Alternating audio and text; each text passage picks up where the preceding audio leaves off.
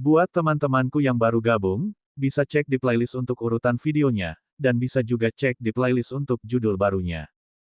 Bab 468, Chen Wu. Apa? Kau ingin bertarung lagi? Aku siap untuk bertarung sampai akhir. Kata Meng Long dengan muram, melihat Han Loyun mencoba menghentikannya. Han Loyun tersenyum tipis, tentu saja, kalian bebas pergi. Namun, menurut aturan turnamen Three Nations, karena kalian bertiga dari kerajaan Meng telah dikalahkan, dan oleh bakat-bakat dari negara Qian, maka 3 kota di utara tanah kalian akan menjadi bagian dari negara Qian. Mendengar ini, wajah Meng Long menjadi semakin gelap. Para bangsawan kerajaan Meng juga tampak kesal. Benar sekali, karena kamu kalah dari kami, 3 kota di utara seharusnya menjadi milik negara Qian, yang Jianye juga menjelaskan. Gigi Meng Long terkatup karena frustrasi. Ia berharap bisa bertarung beberapa ratus ronde lagi dengan Yang Jianye. Kehilangan muka saja sudah cukup buruk, tetapi bahkan wilayah kekuasaannya pun akan segera hilang. Menurut turnamen Three Nations, memang demikianlah yang terjadi, Zhao Zhenlong menambahkan dengan pasif dari kejauhan. Meng Long menggertakkan giginya, hanya 3 kota. Kerajaan Mengku memiliki sumber daya yang sangat besar.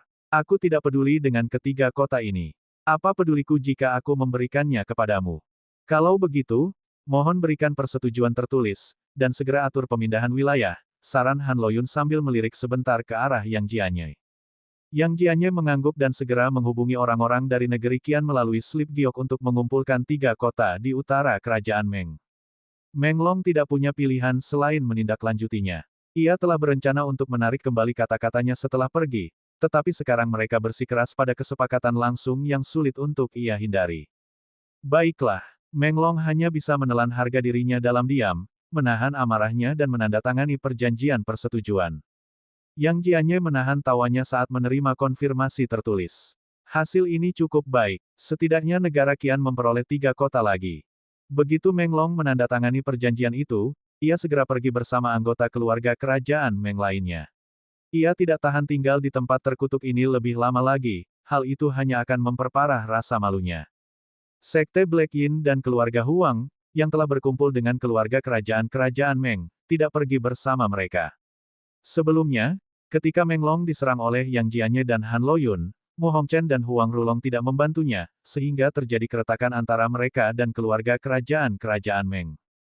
Tetapi ini adalah hukuman bagi Meng Long sendiri karena kesombongannya. Dengan perginya keluarga kerajaan-kerajaan Meng, banyak seniman bela diri yang datang untuk menonton semuanya sangat kecewa. Ini adalah kekalahan telak bagi kerajaan Meng dalam turnamen 3 negara. Mereka telah kalah dalam ketiga pertempuran, sebuah kegagalan yang belum pernah terjadi sebelumnya dalam sejarah mereka. Dan mereka dikalahkan oleh orang-orang dari negeri Qian dalam ketiga pertempuran, dan ini, meskipun lawannya berbeda, sudah cukup memalukan. Beberapa dari seniman bela diri yang kesal itu memilih untuk pergi.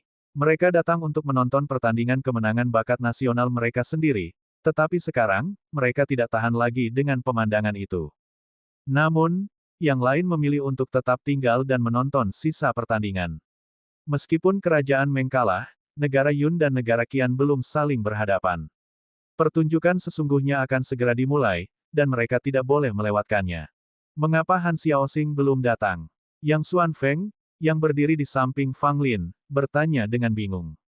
Fang Lin tersenyum kecut, aku juga tidak yakin. Aku menduga dia mungkin terlambat. Yang Xuan Feng tampak serius, ketiga perwakilan dari negara Yun semuanya sangat kuat, terutama Zhao Senji. Aku pernah melawannya sekali, dan meskipun itu hanya pertemuan penjajakan, dia pasti setidaknya sama kuatnya denganku. Fang Lin tidak meragukannya. Jika Yang Xuan Feng berkata demikian, maka kemampuan Zhao Senji pastilah luar biasa, setidaknya setingkat dengan Yang Xuan Feng. Mari kita serahkan Zhao Senji pada Han Xiaoxing, saran Fang Lin. Kenapa? Aku juga punya keyakinan untuk melawannya, kata Yang Xuan Feng yang kebingungan. Fang Lin menggelengkan kepalanya, jika mempertimbangkan semuanya, Han Xiaoxing ingin melawan Zhao Senji sendirian, dan ada banyak implikasi yang tidak terucapkan. Bukan hakku untuk mengatakan lebih banyak. Mendengar ini, Yang Xuan Feng merenung dan tidak mengatakan apa-apa lagi. Pada saat ini, seorang pria keluar dari tim negara Yun. Dia tidak lain adalah Chen Wu. Ketika Chen Wu tiba di tengah alun-alun, dia melihat ke arah negeri Qian dan menatap Yang Xuan Feng dan Fang Lin. Fang Lin, Lawan aku. Tuntut Chen Wu. Suaranya nyaring. Meskipun sosoknya memancarkan aura kurus kering, dia tampak tak terhentikan. Fang Lin tersenyum, beri aku waktu sebentar, aku perlu istirahat dulu. Mulut Chen Wu berkedut, tetapi akhirnya dia mengangguk. Dia tahu bahwa Fang Lin telah bertarung melawan Huang Haoshan dan Yuxin secara berturut-turut, dan dengan demikian sangat menguras staminanya. Dia mengerti bahwa Fang Lin butuh waktu untuk memulihkan diri. Ia tidak terburu-buru, hanya berdiri diam di tengah alun-alun, menunggu dengan tenang meskipun semua orang memperhatikannya. Ia tampak sangat tenang. Fang Lin, jangan remehkan Chen Wu ini. Dia adalah murid paling terkemuka dari generasi Sekte Kabut. Dia diyakini mewarisi warisan seni bela diri kuno dan sangat tangguh, yang Xuan Feng memperingatkan dengan berbisik. Fang Lin setuju. Tentu saja, dia tidak akan meremehkan Chen Wu. Siapapun perwakilan negara Yun di turnamen tiga negara tidak akan lemah. Sekte Kabut sangat ahli dalam teknik pedang dan tangan. Berhati-hatilah dengan permainan pedang dan teknik tangan Chen Wu, yang Xuan Feng menambahkan. Fang Lin memperhatikan hal ini dan menjadi waspada. 1 jam kemudian, Fang Lin merasa lebih atau kurang pulih dan memilih untuk tidak beristirahat lebih lama lagi. Ini sudah lebih dari sekadar istirahat yang wajar. Pada saat itu, Fang Lin bangkit dari sisi negara Qian, berjalan memasuki arena dan berdiri di hadapan Chen Wu. Suasana yang awalnya membosankan segera menghangat. Setiap kali Fang Lin bertarung, ia menarik perhatian banyak orang. Melawan jenius Sekte Kabut Negeri Yun, Chen Wu, ini menjanjikan akan menjadi tontonan yang menarik. Kudengar ilmu pedang dan teknik tanganmu hebat. Fang Lin bertanya sambil tersenyum pada Chen Wu. Chen Wu mendengus, kau akan segera melihatnya sendiri. Fang Lin tidak mengatakan apa-apa lagi. Dia adalah orang yang sangat sombong, penuh percaya diri. Chen Wu bergerak maju, menyerbu ke arah Fang Lin seperti anak panah yang lepas dari busurnya. Telapak tangannya menyerang secara bersamaan. Fang Lin melawan rasa takutnya dan membalas dengan tinjunya. Degup, degup, dua suara yang tidak terdengar membuat Fang Lin terhuyung mundur, merasakan mati rasa di lengannya. Dia tercengang. Sungguh teknik telapak tangan yang hebat, seru Fang Lin. Memanfaatkan keberhasilan awalnya, Chen Wu melancarkan serangan kedua, masih menggunakan teknik telapak tangannya yang kuat dan berat. Dengan setiap pukulan, Fang Lin merasa semakin kewalahan. Ada yang salah. Fang Lin tiba-tiba menyadari bahwa bukan hanya kekuatan telapak tangan Chen Wu yang luar biasa, tetapi juga momentum serangannya yang tak henti-hentinya yang secara bertahap menjeratnya. Sepertinya kau tidak tahu banyak tentang teknik telapak tangan Sekte Kabut milikku. Chen Wu menyindir sambil masih dalam posisi menyerang. Fang Lin menggertakkan giginya. Dia memang tidak tahu banyak tentang Sekte Kabut, dan sekarang dia tidak bisa menahan diri untuk menyalahkan dirinya sendiri dan Yang Xuan Feng. Akan lebih baik jika pengingatnya sedikit lebih rinci. Bab 469. Teknik telapak tangan Chen Wu tidak tajam atau kuat, tetapi terus-menerus dan terus-menerus, seperti aliran air yang lembut. Tampaknya tidak penting, tetapi sulit untuk diberantas. Fang Lin tidak menyadarinya pada awalnya, baru ketika ia semakin terpojok oleh teknik telapak tangan Chen Wu, barulah ia menyadari betapa gawatnya situasi tersebut. Namun, sekarang, ia semakin terperosok dalam serangan gencar Chen Wu, tidak mampu melepaskan diri, dan menemukan celah untuk melakukan serangan balik. Ia tampak tenggelam dalam kubangan lumpur. Teknik telapak tangan Sekte Kabut memang sesuai dengan reputasinya. Fang Lin memang terjerat oleh teknik telapak tangan Chen Wu. Situasi saat ini tidak menguntungkan bagi Fang Lin. Tidak yakin bagaimana Fang Lin bisa menyelesaikan ini. Banyak seniman bela diri saat ini menunjukkan ekspresi serius. Sekte Kabut dikenal karena ilmu pedang dan teknik telapak tangannya di antara 3 kerajaan bawah, terutama teknik telapak tangan mereka, dengan ciri khasnya yang paling mengkhawatirkan. Hal yang paling harus dihindari saat bertarung dengan ahli bela diri Sekte Kabut adalah pertarungan yang berlarut-larut. Semakin lama pertarungan, semakin dalam seseorang akan terperosok dalam teknik telapak tangan Sekte Kabut yang tidak terduga, jatuh ke dalam situasi pasif, sehingga mustahil untuk mengambil inisiatif. Fang Lin tampaknya tidak mengetahui kekuatan teknik telapak tangan Sekte Kabut, dan akhirnya terjebak, sehingga mengakibatkan situasi pasif ini. Berdiri di tengah-tengah orang-orang dari negara Qian, Yang Xuan Feng juga memasang wajah bingung. Dia tidak menyangka Fang Lin sama sekali tidak mengerti Sekte Kabut. Jika dia tahu lebih awal, dia akan memberikan lebih banyak peringatan. Namun, sekarang sudah terlambat, Gerakan Fang Lin sudah dibatasi oleh telapak tangan berkabut Chen Wu. Sekarang semuanya tergantung pada bagaimana Fang Lin akan membebaskan diri. Fang Lin terus-menerus mencoba melepaskan diri dan mendapatkan kembali keunggulannya. Namun, ketepatan teknik telapak tangan Chen Wu sangat luar biasa sehingga Fang Lin tidak dapat menemukan satu pun kekurangan. Bagaimana dengan teknik gerakanmu? Kenapa kamu tidak menggunakannya? Chen Wu terus menggunakan teknik telapak tangannya sambil berbicara kepada Fang Lin. Fang Lin terdiam. Tepat saat dia bersiap untuk menggunakan jurus 9 langkah surga, kata-kata Chen Wu membuatnya ragu. Apakah Chen Wu sudah memiliki strategi untuk menghadapi jurus 9 langkah surganya? Namun, Fang Lin tidak punya waktu untuk berpikir dua kali, dia segera menggunakan jurus 9 langkah surga. Gerakannya seperti hantu, langsung membebaskan dirinya dari teknik telapak tangan Chen Wu yang tak henti-hentinya. Namun, tepat pada saat ini, Fang Lin merasakan ada yang tidak beres. Chen Wu telah sepenuhnya mengantisipasi gerakannya, maju dengan cepat, dan tidak goyah oleh Fang Lin. Bagaimana mungkin? Orang-orang dari negara Qian terkejut menyaksikan pemandangan ini. Mungkinkah Chen Wu telah melihat gerakan Fang Lin yang sulit dipahami? Kerumunan seniman bela diri juga terkesiap karena terkejut. Chen Wu berhasil mengikuti gerakan Fang Lin sepenuhnya. Fang Lin sendiri agak terkejut. Menurut norma, keterampilan langkah 9 surga miliknya seharusnya tidak mungkin diantisipasi. Namun, bagaimana Chen Wu melakukannya? Ledakan, ledakan, ledakan. Dengan pergerakan Fang Lin yang tidak terduga, Chen Wu terus mengikutinya dari dekat, tidak terpengaruh sama sekali oleh pergerakan Fang Lin yang sukar dipahami, dan terus melacak Fang Lin. Karena keduanya terus-menerus bertukar serangan, situasinya masih tidak menguntungkan bagi Fang Lin. Pada saat itu, Fang Lin tiba-tiba menghentikan langkahnya, lalu menghilang sepenuhnya. Apa? Di mana Fang Lin? Penonton terkejut. Bagaimana Fang Lin, yang baru saja berada di arena, tiba-tiba menghilang? Hanya orang-orang negeri Qian yang tahu bahwa Fang Lin pernah menggunakan jurus ini saat ia melawan Li Guanxin. Jurus ini sangatlah dahsyat. Alis Chen Wu berkerut saat dia mengamati sekelilingnya. Kau mungkin bisa membutakan pandanganku, tapi kehadiranmu masih ada. Chen Wu mendengus dingin, lalu tiba-tiba berbalik untuk menyerang. Pada saat yang sama, Fang Lin muncul di belakang Chen Wu, melayangkan pukulan. Fang Lin terkejut, namun tetap tenang, menghilang tepat setelah pukulan itu, menahan diri dari keterlibatan lebih lanjut dengan Chen Wu. Chen Wu berdiri di tengah lapangan, dia tidak bergerak sedikit pun, perawakannya stabil seperti gunung. Tidak peduli seberapa sulitnya jejak Fang Lin, Chen Wu selalu unggul dengan menjaga konsistensinya. Adegan ini membuat orang-orang di negara Qian mendesah dalam hati. Apakah Chen Wu begitu kuat sehingga bahkan teknik tubuh tanpa jejak milik Fang Lin telah terlihat olehnya? Yang Xuan Feng mengerutkan kening pelan, dia sendiri mengakui ketidakmampuannya menghadapi jurus 9 langkah surga milik Fang Lin, tetapi Chen Wu terus-menerus mengimbanginya. Bagaimana dia bisa melakukannya? Zhao Senji dan Liu Wuyin tampak tidak terpengaruh oleh situasi tersebut. Mereka mengetahui beberapa rahasia Chen Wu, oleh karena itu mereka tidak merasa terkejut ketika Chen Wu menguraikan teknik gerakan misterius Fang Lin.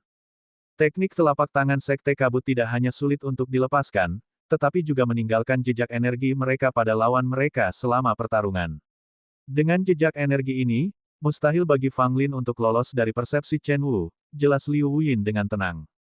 Zhao Senji tersenyum, kakak iparku mengalami masa sulit saat dia bertanding dengan Chen Wu. Liu Wuyin terkekeh pelan, tetapi, jika aku melawan Chen Wu lagi sekarang, aku akan punya strategi untuk menghadapinya. Selama percakapan mereka, situasi di lapangan kembali berubah. Fang Lin menampakkan dirinya, tampak sedikit tidak nyaman. Sebaliknya, Chen Wu tampak tenang dan kalem, bahkan ada sedikit senyum di wajahnya. Lagi, Fang Lin berteriak, tidak lagi menggunakan teknik gerakannya, melainkan menghunus White Elephant Trampling Mountain. Ledakan, hantu gajah putih besar muncul, membawa aura yang luar biasa, menghentakkan kaki langsung ke arah Chen Wu. Chen Wu tetap tenang, tiba-tiba menunjuk satu jari, dan kekuatan batin yang besar terkumpul di sana. Seolah-olah di bawah jari ini, dia dapat menghancurkan bintang-bintang dan menghancurkan langit. Alis Fang Lin berkedut saat dia merasakan aura mengerikan dari jari telunjuk Chen Wu. Meledak bintang. Saat berikutnya, Chen Wu dengan ringan mengarahkan jarinya ke Fang Lin. Seketika, Fang Lin merasa seolah-olah dia telah dipukul dengan keras. Hantu gajah putih yang menutupi seluruh tubuhnya langsung runtuh dan menghilang. Dan Fang Lin sendiri, juga menyemburkan darah dan terhuyung mundur, wajahnya langsung menjadi pucat. Tatapan Fang Lin menjadi serius saat dia menatap Chen Wu. Kekuatan jari ini begitu kuat sehingga langsung menembus gunung gajah putih yang menginjaknya. Melihat Fang Lin terluka, orang-orang dari negara Qian merasa khawatir. Bahkan ketika dia bertarung melawan dua orang jenius dari negara Meng sebelumnya, Fang Lin tidak mengalami cedera seperti itu. Di sisi lain, orang-orang dari negara Yun bersorak. Mereka senang melihat Chen Wu dalam posisi yang menguntungkan, melukai Fang Lin, terutama setelah Fang Lin menyapu bersih dua anak ajaib dari negara Meng, yang membuat mereka kesal. Apakah ini seni bela diri leluhurmu? Tanya Fang Lin. Ekspresi Chen Wu acuh tak acuh, bagaimanapun, kekalahanmu sudah pasti. Selama aku menggunakan jari kedua, kau pasti akan kalah. Pernyataan ini, yang dipenuhi dengan keyakinan besar, seolah-olah Chen Wu telah mengendalikan situasi.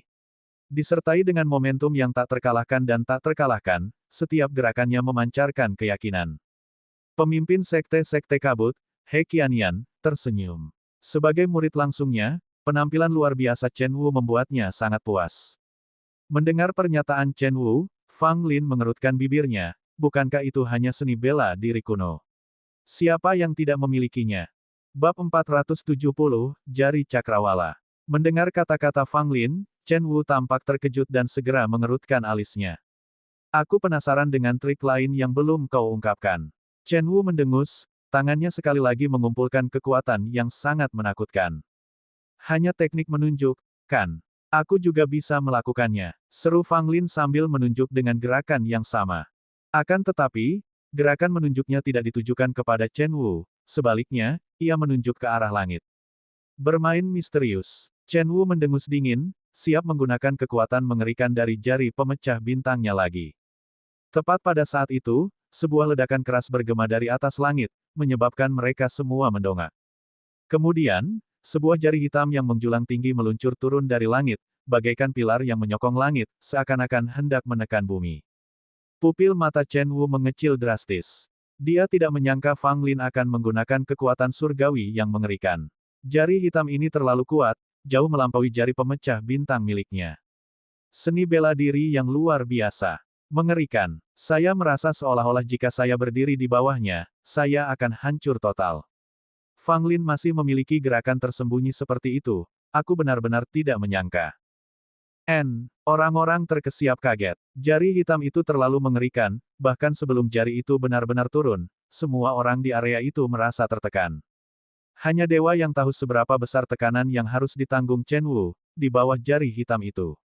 Namun dari wajahnya yang pucat pasi, terlihat jelas bahwa ia sedang mengalami masa-masa sulit.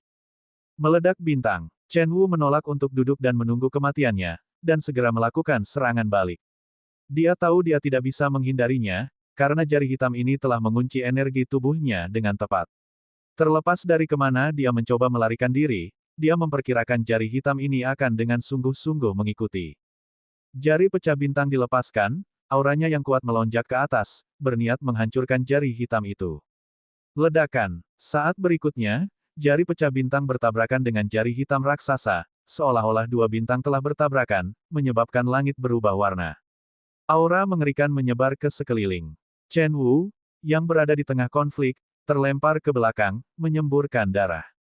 Berdengung. Di tepi arena, tirai cahaya lembut muncul, menghalangi akibat mengerikan di arena, mencegah mereka yang di luar terkena dampaknya. Kendati demikian, para seniman bela diri di luar arena masih ketakutan dan semakin mundur. Akhirnya, jari hitam itu mendarat, menghancurkan arena sementara tubuh Chen Wu langsung terbanting ke bebatuan yang hancur, seolah-olah dia dikubur hidup-hidup. Sambil terengah-engah, Fang Lin merasakan gelombang kelemahan menyebar ke seluruh tubuhnya, seolah-olah dia telah dikosongkan dari dalam, hampir tidak ada kekuatan batin yang tersisa. Dia baru saja menggunakan teknik ini pertama kali dalam hidupnya dan, seperti yang diprediksi, konsumsinya sangat tinggi. Namun, kekuatan teknik ini juga sangat kuat. Menurut dugaan Fang Lin, begitu dia menggunakannya, dia hampir bisa dipastikan menang. Teknik ini, yang dinamakan Finger of the Firmament, adalah seni bela diri yang dikuasai Fang Lin di kehidupan sebelumnya, tetapi karena levelnya yang rendah di kehidupan ini, sangat sulit untuk menggunakan Finger of the Firmament. Pada dasarnya, setelah digunakan, semua kekuatan batin akan terkuras habis dan tidak akan ada lagi kekuatan untuk bertarung. Kalau bukan karena kekuatan luar biasa dari jari pecah bintang Chen Wu yang memberikan tekanan dahsyat pada Fang Lin, dia tidak akan menggunakan teknik bela diri ini. Akan tetapi, karena sudah digunakan, sudah pasti akan mengalahkan Chen Wu dalam satu gerakan. Di luar, Yang Jianye melirik Han Loyun dan berkata, ini bukan seni bela diri Sekte Kabut Ungu, kan? Aku belum pernah melihatmu menggunakannya. Han Loyun menggelengkan kepalanya, ini adalah keberuntungan Fang Lin sendiri, ini bukan seni bela diri Sekte Kabut Ungu. Sebenarnya, Han Loyun juga bingung. Fang Lin selalu mengejutkan, kali ini dia bahkan menunjukkan seni bela diri yang begitu kuat. Dari mana dia mempelajarinya? Di wilayah negara Yun, banyak seniman bela diri menunjukkan ekspresi serius. Terutama para murid Sekte Kabut, semuanya pasti khawatir. Raut wajah He Qiannian juga berubah. Ia tidak menyangka Fang Lin mampu menahan jurus bela diri sekuat itu, ini sungguh mengejutkan. Apakah Chen Wu sudah mati? Seorang seniman bela diri bertanya dengan hati-hati. Bukan hanya dia, banyak seniman bela diri juga punya ide ini. Bagaimanapun, Chen Wu terkubur di bawah banyak reruntuhan. Dia berdiri diam seolah-olah mati. Pada saat ini, tubuh Chen Wu bergerak sedikit, lalu dia merangkak keluar dari tumpukan puing. Chen Wu berlumuran darah dari ujung kepala sampai ujung kaki, acak-acakan, dan benar-benar kacau. Setelah bangun, Chen Wu kembali memuntahkan darah, napasnya sangat lemah, dan dia tampak sangat menderita. Meskipun dia belum mati, melihat kondisi Chen Wu, dia sepertinya sudah kehilangan separuh nyawanya. Chen Wu menatap Fang Lin, matanya masih memancarkan keterkejutan yang tak hilang, tetapi lebih dengan niat untuk bertarung. Kau memang sangat kuat. Ini pertama kalinya aku menderita separah ini sejak aku terkenal. Chen Wu mulai berbicara, seolah mengejek dirinya sendiri. Fang Lin tertawa, apakah kamu masih ingin bertarung denganku? Chen Wu menarik napas dalam-dalam, kenapa tidak bertarung? Fang Lin menatapnya dari atas ke bawah, lalu berkata dengan nada menghina, lihatlah dirimu, kamu mungkin tidak akan selamat jika kita terus bertarung. Apakah benar-benar perlu bersikap putus asa? Hanya luka kecil, sebentar lagi akan sembuh, kata Chen Wu sambil menepuk tas Istana Sembilan, lalu mengeluarkan ramuan obat kuno. Ramuan obat kuno ini penuh dengan aura yang kuat. Meskipun agak layu, kekuatan obatnya masih sangat kuat. Chen Wu menelan seluruh ramuan yang tak ternilai itu dalam sekali teguk, hampir seperti memakan kurma. Seketika, aura yang luar biasa membuncah darinya. Luka-lukanya mulai pulih dengan kecepatan yang terlihat oleh mata telanjang. Banyak seniman bela diri yang menyaksikan pertarungan itu semuanya merasa iri dan cemburu. Ini adalah murid elit dari sebuah sekte besar, yang mampu memperlakukan ramuan kuno yang berharga seperti lobak dan mengunyahnya. Bagi para seniman bela diri independen ini, ramuan kuno bisa menjadi harta keluarga yang tak ternilai. Fang Lin juga mendesah pelan. Chen Wu ini benar-benar hebat. Agar bisa terus bertarung dengannya, dia hanya memakan ramuan obat kuno dengan santai. Kamu makan, aku juga makan. Fang Lin tidak mengambil jalan pintas, dan langsung mengeluarkan segenggam pil untuk dikonsumsi, yang sebagian besar adalah pil yang digunakan untuk memulihkan kekuatan batin. Melihat Fang Lin memakan pil seperti jeli, banyak seniman bela diri independen merasa sakit gigi. Ini seperti pemborosan. Wajah Chen Wu berkedut. Dia teringat siapa Fang Lin, seorang pemurni pil. Apa yang paling banyak dimilikinya? Tentu saja pil. Pada saat ini, luka Chen Wu pulih dengan cepat, dan kekuatan batin Fang Lin juga pulih dengan cepat. Keduanya saling menatap dengan ekspresi aneh. Kedua orang ini sungguh hebat, kata seseorang. Kekuatan batin Fang Lin pulih dengan sangat cepat, hampir pulih sepenuhnya sebelum cedera Chen Wu. Kudengar Sekte Kabut juga sangat jago dalam ilmu pedang, kau belum pernah menggunakan pedang, kata Fang Lin pada Chen Wu. Tatapan mata Chen Wu dingin, sesuai keinginanmu. Bab 471, aku juga memiliki senjata surgawi. Tepat saat kata-kata Chen Wu diucapkan, sebuah pedang panjang perak kuno muncul di tangannya. Pedang ini memiliki sedikit tanda-tanda kausan karena usia, dengan beberapa retakan yang terlihat pada bilahnya, bahkan torehan pada tepinya. Namun pedang panjang yang agak tua ini memancarkan fluktuasi yang berdebar-debar. Fang Lin langsung waspada. Perasaan yang diberikan pedang ini padanya sangat mengancam, senjata suci sejati. Aku hanya menggunakan pedang ini saat menghadapi musuh yang sangat kuat. Di antara semua lawan yang pernah kutemui, kau adalah salah satu yang paling cakap, kata Chen Wu, mengangkat pedang panjang perak dan mengarahkannya ke arah Fang Lin. Fang Lin menyentuh hidungnya, dengan ekspresi aneh berkata, apakah kamu mengakuiku? Chen Wu mencibir dingin dan tanpa menjawab, tiba-tiba mengayunkan pedang panjangnya ke arah Fang Lin. Meski berada puluhan langkah jauhnya, cahaya pedang, bagaikan sungai yang diterangi cahaya bulan, melesat keluar, membawa aura yang memusnahkan, menyerbu langsung ke arah Fang Lin. Rambut Fang Lin berdiri tegak, dia cepat-cepat mengeluarkan tongkat tulangnya yang besar untuk menghadang di depannya. Bang! Saat berikutnya, sinar pedang perak itu tiba dan dengan ganas menebas tongkat tulang besar itu dan seketika retakan muncul di permukaan tongkat tulang besar itu. Meskipun Fang Lin tidak diserang secara langsung oleh sinar pedang, kekuatan sinar pedang itu tetap mencapai Fang Lin melalui tongkat tulang besarnya, dan menghantamnya balik. Ketika Fang Lin jatuh ke tanah dan terhuyung beberapa langkah, meskipun tubuhnya terguncang dan dia hampir ingin batuk darah, dia lebih khawatir tentang tongkat tulang besar itu. Permukaan tongkat tulang besar itu banyak retak. Meskipun tongkat tulang itu sendiri cukup keras, tongkat itu sedikit rusak ketika melarikan diri dari aula pembunuhan tersembunyi terakhir kali, dan kali ini tongkat itu terluka oleh pedang panjang di tangan Chen Wu. Fang Lin mendesah diam-diam, tongkat tulang besar ini, meskipun kuat, tidak dapat bertahan lama. Senjata ajaib yang hebat, mampu menangkis pedangku, tapi aku penasaran berapa banyak serangan yang bisa ditahannya. Kata Chen Wu ringan. Fang Lin mendengus, berapa kali kau bisa menggunakan ki pedang itu? Mendengar perkataannya, Chen Wu memperlihatkan senyum aneh, mungkin, lebih dari yang kamu bayangkan. Pada saat yang sama, Chen Wu mengayunkan pedang panjangnya lagi, energi pedang mengerikan lainnya muncul, bahkan lebih kuat dari yang sebelumnya. Fang Lin menggertakkan giginya, tidak menggunakan palu tulang besar untuk melawan, sebaliknya dia menjalankan kekuatan puncak penghancur, menampilkan kekuatan surgawi puncak penghancur, serangan balik. Saat ki pedang tiba, Fang Lin menjalankan kekuatan serangan balik, membalikkan sepenuhnya ki pedang ini. Biar kau saja yang mencicipinya. Fang Lin mencibir. Energi pedang berwarna putih perak yang mengerikan berbalik ke arah Chen Wu, dia sedikit terkejut, tetapi hanya itu saja, matanya menunjukkan sedikit rasa jijik. Ki pedangku, tentu saja mudah dikuasai.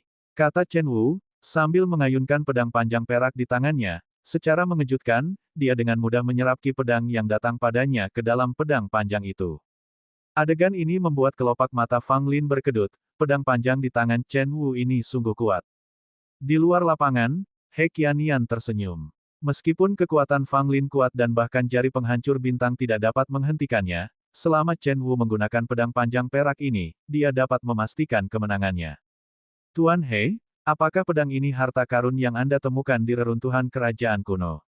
Zhao Zhenlong bertanya dari samping. He Qiannian mengangguk, memang benar, itu adalah harta karun yang kutemukan di reruntuhan kerajaan kuno itu, tapi kekuatan pedang ini ditemukan oleh Chen Wu sendiri. Bisa dibilang pedang ini dan dia sudah ditakdirkan.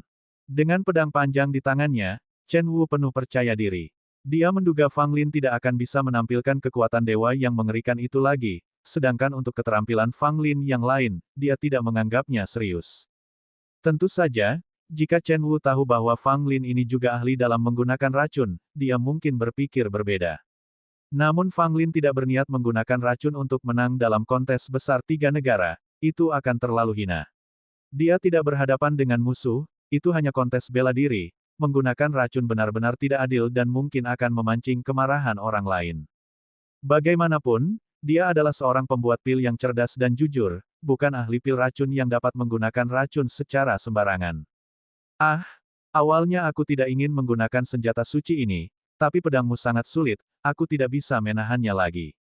Fang Lin menghela nafas dan berkata dengan misterius. Mendengar perkataannya, sorot mata Chen Wu menajam, jelas terlihat waspada, dan orang lain di tempat kejadian juga mengalihkan perhatian mereka kepadanya. Mungkinkah Fang Lin juga akan menggunakan senjata dewa untuk melawan pedang di tangan Chen Wu? Tapi sungguh, Fang Lin adalah seorang jenius dari Sekte Kabut Ungu, bukankah dia memiliki senjata suci? Dikhawatirkan agar dapat bersaing dalam kontes besar 3 negara, Han Loyun tidak akan pelit dengan senjata dewa apapun, kemungkinan besar Fang Lin memiliki beberapa harta yang menakjubkan di tangannya. Namun, dapatkah ini benar-benar menandingi pedang panjang kuno di tangan Chen Wu? Banyak orang yang meragukannya, karena pedang Chen Wu ini begitu sakti, memiliki kekuatan yang mampu menyapu bersih semua lawan, kecuali jika ada senjata yang mampu menindas pedang ini, jika tidak, Fang Lin tidak akan mungkin menang. Yang Jianye menatap Han Loyun dan bertanya, apakah kamu memberi anak ini sesuatu yang baik? Han Loyun menggelengkan kepalanya dan berkata sambil tersenyum, aku sendiri menginginkan senjata dewa, dari mana aku bisa memberinya lebih? Mendengar ini, Yang Jianye dan para bangsawan lainnya mengernyitkan wajah. Anda, guru besar Sekte Kabut Ungu, dengan keluarga besar, berpura-pura miskin di sini. Namun, Han Loyun tidak berbohong. Dia benar-benar tidak memiliki senjata ajaib untuk diberikan kepada Fang Lin, karena menurutnya, Fang Lin mungkin tidak kekurangan senjata ajaib. Fang Lin memasang ekspresi misterius, menatap Chen Wu, lalu, di bawah tatapan mata semua orang, dia menepuk tas Istana Sembilan. Ahahaha, aku bisa menghirup udara segar lagi. Sebuah suara sombong terdengar, dan Fang Lin benar-benar mengeluarkan lobak besar, seukuran lengan, dari tas 9 istana miliknya. Lobak itu bahkan memiliki lengan, kaki, dan fitur wajah, dan tampak sangat menyedihkan. Semua orang yang hadir tercengang, terutama Chen Wu, saat dia menatap Fang Lin dan lobak di tangannya. Apakah orang ini sedang bercanda? Begitu ginseng bangkai muncul, ia ingin berteriak dan menjerit, tetapi ternyata ada begitu banyak orang di sekitarnya. Dan semuanya menatapnya. Apa? Apa yang terjadi? Ginseng itu agak ketakutan. Ia menemukan bahwa setiap kali ia muncul, ia akan menghadapi situasi yang berbeda, terutama saat terakhir kali. Ia digunakan oleh Fang Lin sebagai senjata untuk melawan orang lain, meninggalkan bayangan di benak Ginseng. Apa benda ini? Chen Wu mengerutkan kening, bertanya dengan sedikit bingung. Fang Lin tidak menjawab, sebaliknya dia menatap ginseng itu sambil tersenyum nakal, acar tua, saatnya bagimu untuk tampil. Bab 472, Tuan ini memang kaku. Saat ginseng mayat berusia 1000 tahun mendengar kata-kata Fang Lin, ditambah dengan wajah Fang Lin yang menyeringai jahat, dia langsung merasakan ada sesuatu yang tidak beres. Ahem, hari ini saya sedang tidak enak badan. Saya merasa tidak enak badan dan butuh istirahat. Sebaiknya saya beristirahat dengan tenang di dalam tas Istana Sembilan. Ginseng mayat berusia 1000 tahun itu dengan cepat berpura-pura lemah, berbicara dengan suara lelah. Fang Lin memutar matanya. Benda ini baru saja muncul dengan penuh semangat, dan sekarang berpura-pura lemah. Benar-benar licin. Semua orang tercengang mendengar apa yang dikatakan oleh mayat ginseng berusia 1000 tahun. Makhluk yang tampak seperti peri wortel ini, dari sudut pandang manapun, tampak sangat tidak tahu malu. Chen Wu tampak tidak senang. Ia merasa Fang Lin sedang mengejeknya. Berbicara tentang senjata dewa, hanya untuk mengeluarkan wortel aneh yang bisa berbicara, apakah ia seharusnya berduel dengan wortel ini? Apakah ini semacam lelucon? Itu hanya wortel yang bisa berbicara. Bahkan jika itu adalah wortel yang berakal, ia hanya perlu satu pukulan untuk memotongnya menjadi dua. Di sisi negara Qian, Yang Jianye melirik Han Loyun, apakah kamu memberinya wortel ini?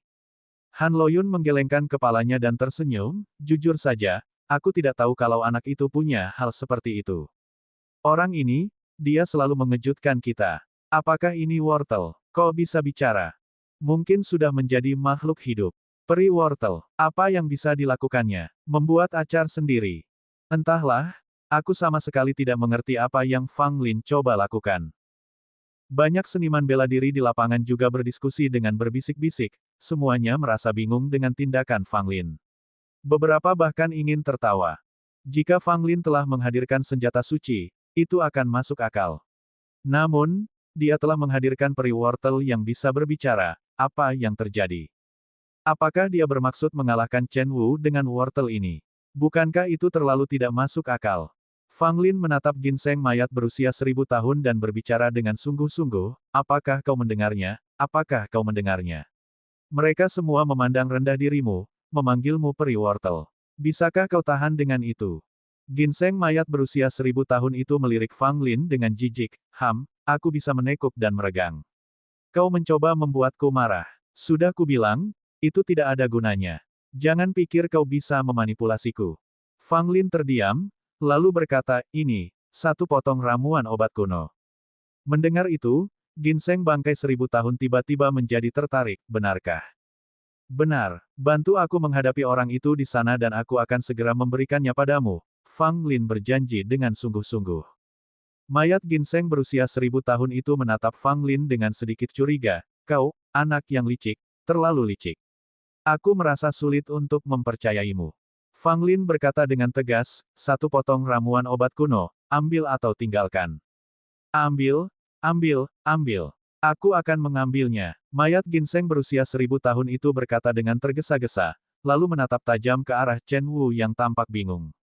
Kaukah itu, nak? Menyerahlah padaku sekarang atau aku akan menghajarmu sampai menangisi orang tuamu. Mayat ginseng berusia 1000 tahun itu berdiri dengan tangan di pinggang, berbicara seperti preman jalanan. Chen Wu benar-benar marah. Beraninya peri wortel kecil ini berbicara seperti itu padaku. Makhluk jahat, aku akan menebasmu dengan satu serangan. Chen Wu sangat marah dan tanpa berpikir panjang, dia langsung melemparkan pedangnya ke arah Fang Lin. Dengan pedang Qi yang melolong, tampaknya ia ingin menghancurkan semua yang ada di jalannya. Setiap kali kekuatan pedang Qi dapat mengguncang hati. Jelas bukan pedang Qi yang dapat ditahan oleh seorang seniman bela diri elemen tanah. Bahkan mereka yang baru mencapai level asal surgawi belum tentu mampu menahannya. Kecuali Fang Lin melancarkan gerakan misterius dan tak terduga itu lagi dan memantulkan kembali Qi pedang, bagaimana ia bisa mencegat serangan pedang ini? Wakaka, itu hanya serangan pedang Qi.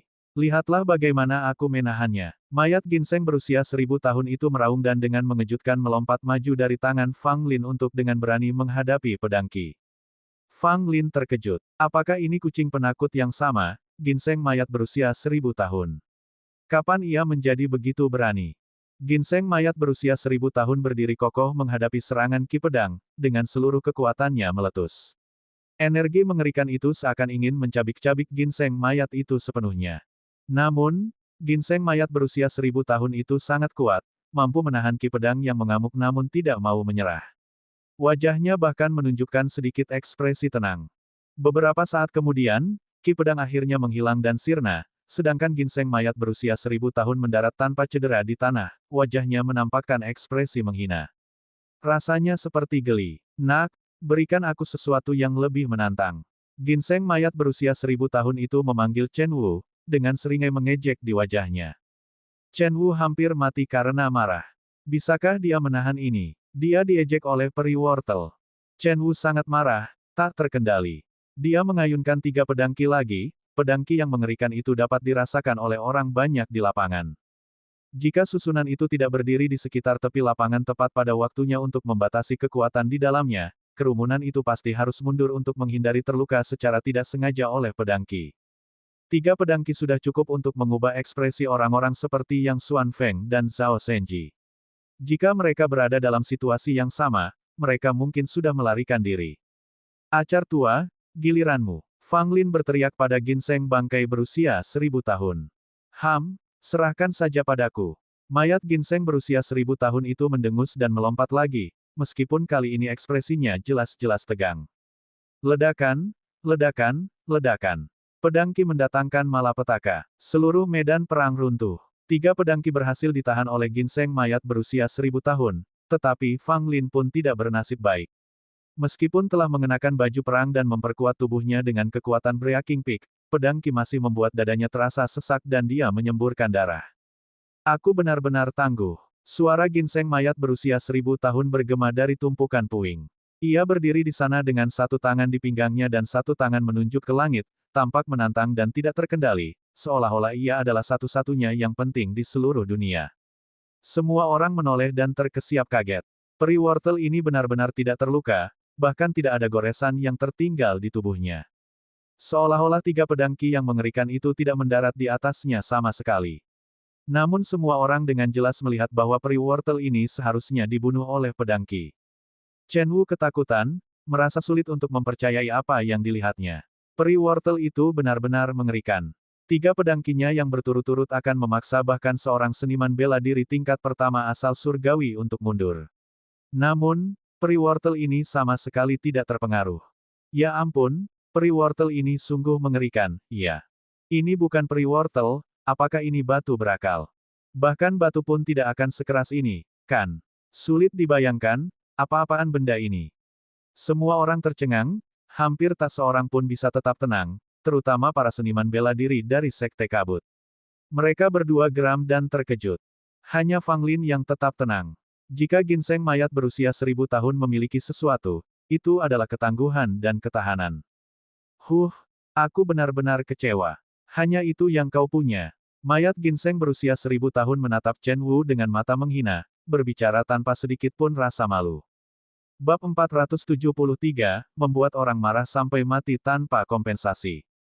Percikan. Tidak dapat menahan diri lagi, Chen Wu memuntahkan seteguk darah, wajahnya berubah marah. Dia ingin sekali menerjang dan mencabik-cabik ginseng mayat 1000 tahun itu sendiri. Sungguh menyebalkan. Ledakan amarah yang membuatnya memuntahkan darah sepenuhnya adalah perbuatan ginseng mayat. Selain marah, Chen Wu juga merasa sangat terkejut. Ia sangat menyadari kekuatan pedangnya. Bahkan melawan lawan tangguh seperti Zhao Senji dan Yang Xuanfeng, ia yakin akan kemenangan. Namun, roh wortel ini terlalu aneh dan luar biasa kuat. Ia berhasil menahan segalanya hanya dengan tubuhnya yang pendek seperti lengan. Chen Wu benar-benar mulai mempertanyakan apakah pedangnya yang bermasalah atau apakah roh wortel itu sebenarnya menakutkan. Bukan hanya dia, semua orang yang menonton kecuali Fang Lin juga menatap ginseng bangkai 1000 tahun itu dengan penuh perhatian. Energi kematian yang begitu kuat terpancar dari benda ini. Seru Mu Hongchen, matanya yang cantik berkilat kaget. Ini sama sekali bukan wortel, tapi ginseng yang sudah memiliki kesadaran. Kata Huo Rulong dengan tatapan rakus di matanya. Zhao Zhenlong tetap diam, alisnya berkerut karena berpikir. Master Sekte Heqianian memasang ekspresi khawatir di wajah tuannya saat kemunculan roh wortel telah sepenuhnya membalikkan keadaan melawan Chen Wu, yang awalnya bersiap untuk meraih kemenangan. Di pihak negeri Qian, Yang Jianye dan Han Loyun sama-sama terkejut, mereka tidak menyangka Fang Lin ternyata memiliki kekuatan sekuat itu. Apakah kamu yakin tidak tahu apa-apa tentang itu? Yang Jianye bertanya pada Han Loyun dengan curiga. Han Loyun menggelengkan kepalanya, jujur saja aku tidak tahu, sepertinya ini adalah senjata rahasia Fang Lin.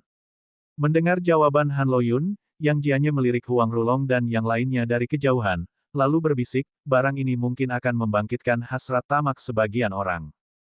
Han Loyun mengangguk setuju. Meskipun ginseng yang tampak seperti wortel itu agak aneh, namun tetap saja merupakan benda yang luar biasa karena memiliki kecerdasan dan ketahanan yang luar biasa, sehingga pasti akan menarik perhatian. Plaza itu segera diperbaiki. Susunan di lokasi ini luar biasa, mampu memulihkan plaza yang rusak dalam waktu yang sangat singkat, tidak peduli seberapa parah kerusakannya. Saat ini, Chen Wu memegang pedang panjang peraknya yang tampak kuno dengan tubuh gemetar. Dia tidak merasa lebih baik setelah melampiaskan amarahnya dengan meludahkan darah. Nak, aku bahkan belum menikmatinya, kenapa kau sudah layu? Ayo, kita lanjutkan. Ginseng mayat 1000 tahun menunjuk ke arah Chen Wu, berbicara dengan nada menantang. Kata-katanya beserta ekspresi cabulnya membuat orang ingin menginjaknya dengan marah. Bahkan Fang Lin menggertakkan giginya, dia merasa hal itu begitu menyebalkan hingga dia merasa ingin menendangnya. Chen Wu begitu geram dengan ginseng mayat sehingga ia ingin mengamuk. Dalam kemarahannya, ia ingin mengayunkan pedang panjangnya lagi tetapi dengan cepat ia menenangkan diri, gelombang ketakutan menerpa dirinya. Master Sekte Heqianian dari Sekte Kabut juga menghela napas lega saat melihat pemandangan dari tepi arena. Ketika Chen Wu hendak mengayunkan pedangnya lagi, dia tidak dapat menahan keinginan untuk campur tangan. Alasannya sederhana dan hanya diketahui oleh Chen Wu dan Heqianian. Meskipun kekuatan pedang panjang kuno ini hebat, ia juga merupakan harta karun terlarang. Pedang ini hanya dapat diayunkan maksimal 5 kali, ayunan tambahan akan mengorbankan jiwa penggunanya. Heqianian pernah mencobanya di masa lalu. Dia berhasil mengayunkan pedang sebanyak 8 kali, tetapi ayunan ke-9 membuat jiwanya lemah, dan butuh waktu setengah tahun untuk pulih. Mengingat tingkat kultivasi Chen Wu yang rendah, serangan ke-6 akan menguras jiwanya. Paling banter, dia akan lemah selama lebih dari setahun, dan paling buruk, dia bisa kehilangan nyawanya. Dia bisa saja mengayunkan pedangnya untuk kelima kalinya, Chen Wu mungkin akan melemah dan tidak bisa pulih untuk sementara waktu, tetapi apakah itu benar-benar sepadan? Tentu saja tidak. Roh wortel ini terlalu aneh, dia tidak bisa menanganinya. Bahkan jika dia berhasil memukulnya beberapa kali lagi, apakah dia benar-benar bisa membunuhnya? Jelas, dia tidak bisa. Meski pedang panjang itu tajam, tak ada gunanya jika digunakan untuk menyerang batu yang sangat keras. Akhirnya, Aku mendapat kesempatan untuk bersenang-senang, tetapi tidak ada satupun lawan yang mampu mengimbangiku. Aku kesepian seperti salju dan sangat kesepian, kata ginseng bangkai 1000 tahun, menggelengkan kepalanya dan berjalan dengan angkuh seolah-olah dia tidak dapat dipahami. Dengan ekspresi muram, Chen Wu merasa sangat kesal saat ia menyarungkan pedang panjangnya. Awalnya ia mengira bahwa menggunakan pedang ini akan mengamankan kemenangannya melawan Fang Lin, tetapi ia tidak pernah membayangkan bahwa semangat wortel Fang Lin akan membuatnya tidak punya ruang untuk bermanuver. Melihat Chen Wu menyimpan pedangnya, mata Fang Lin berkedip. Dia juga menduga bahwa pedang itu tidak dapat digunakan terlalu sering, yang sedikit menenangkan pikirannya. Kau melakukannya dengan baik, ini ramuan obat kuno untukmu, kata Fang Lin sambil melemparkan sebuah tanaman. Ginseng bangkai menangkap tanaman itu, matanya bersinar. Di bawah tatapan tajam orang banyak, ia mulai melahap tanaman itu. Nak, tunggu saja, setelah aku selesai makan, kita akan bertarung 300 ronde lagi. Ginseng mayat terus mengunyah ramuan itu sambil mengejek Chen Wu. Setiap kali menggigit, ia melahap ramuan itu seperti orang kelaparan. Mulut Chen Wu berkedut tanpa sadar. Tunggu kaki nenekmu. Dalam luapan amarahnya, Chen Wu meraung dan menyerbu ke arah ginseng mayat dengan maksud memberikan pukulan telak pada roh menjijikkan itu, melepaskan jari penghancur bintangnya. Ginseng bangkai terlempar namun masih menempel pada tanaman itu, sambil berkokok saat melayang di udara. Namun, tidak ada goresan sedikit pun pada tanaman itu. Tetap saja, tidak terluka sama sekali. Nak, beraninya kau menyerangku secara diam-diam.